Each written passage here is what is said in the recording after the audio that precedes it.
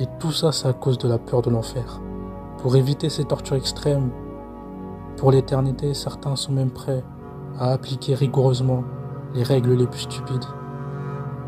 Mais ça va plus loin, car certains adeptes restent dans le déni et font une gymnastique mentale avec un manque de lucidité abyssale pour ne pas voir ou justifier les incohérences, les contradictions, les horreurs et les inepties de leur religion.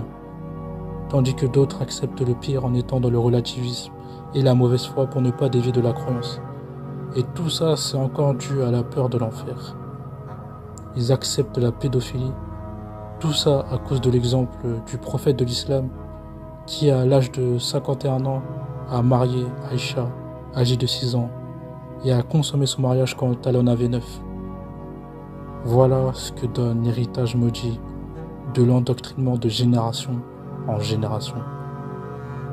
Et on va encore plus loin dans l'horreur dans la sourate 4 verset 6, car Allah dit « Et vous testerez les orphelins même lorsqu'ils atteignent le mariage » où le mot « coït » est mis entre parenthèses. Donc voilà, c'est le test en question est d'une horreur absolue. Puis si vous remarquez une rationalité, alors livrez à eux leurs biens et nullement ne les consommez de manière dépensière et avec empressement avant qu'ils grandissent. Voilà, c'est sans équivoque. On voit clairement qu'il parle d'enfants. Et quiconque est riche devrait se garder de le faire. Mais quiconque est pauvre, alors qu'il consomme de manière appropriée. Puis, lorsque vous livrez à eux leurs biens, alors prenez des témoins sur eux, et il suffit en Allah comme comptable.